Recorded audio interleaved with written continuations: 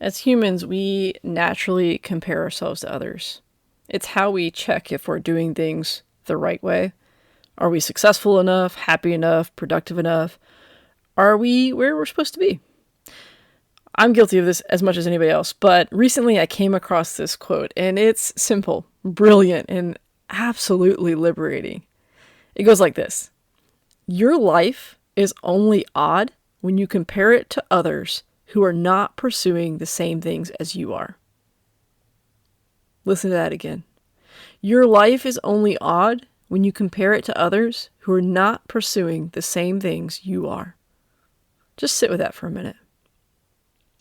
Because it flips the entire comparison game on its head. You see, we look at people online, at work, down the street, even across the dinner table, and we assume that they are the measuring sticks for our lives. But the truth?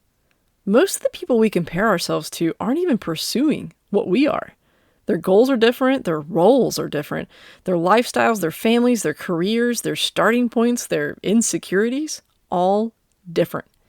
Comparing your life to theirs is like comparing a marathon runner to a chess player and asking, who's winning? Winning what, exactly? They're not even playing the same game. Even in situations where goals appear aligned, like a married couple building their life together, or coworkers building on a project, no two people are ever running identical races. They have different responsibilities, different talents, different internal battles and histories, and different wiring completely. Even siblings raised in the same home by the same parents with the same rules end up with entirely different perspectives and strengths. So imagine how wild it is when we compare ourselves to total strangers online, people whose lives we've understood for about 15 seconds. Now, if you must compare, because we all do every once in a while, you have to be super deliberate and specific, like checking how much you can bench press against somebody that's similar size and training history. You're not comparing your whole life, just one data point, one skill in one area. But let's be real, most of life doesn't offer a clean, quantifiable category like that.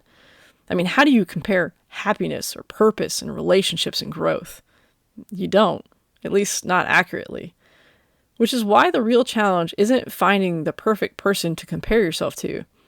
It's choosing to stop using comparison as your compass at all. The real questions are these. What am I pursuing? Why does it matter to me? How long am I willing to work for it? And what am I unwilling to compromise on? Because those are the ones you have to wake up with and answer every morning. You are the only one who has to live inside of your brain, inside of your body, with your consequences and your dreams. Other people don't live your life. You do. So if it's just you in the mirror and a quiet room, are you okay with who you are today? Are you proud of the direction you're heading? Is your pursuit meaningful to you? If yes, then why do you give up your peace to someone else who's running a completely different race? Every one of us is holding a different deck of cards, a different childhood, different traumas, different gifts, different hopes. So of course your life looks different. It should. You're playing your own game with your own rules towards your own finish line. The goal isn't to match someone else move for move. The goal is to move in the direction that matters to you, even if it looks odd from the outside. Maybe even especially if it looks odd from the outside. So here's my encouragement to you today. Stay strong. Push yourself when needed. Give yourself grace when you need it. But most of all, remember this. Your journey is yours. Your pace is yours, and your goals are yours. Everyone else is living their own story within their own timing, and you are living yours. And your life only feels odd when you compare it to someone else who isn't even trying to go where you're going.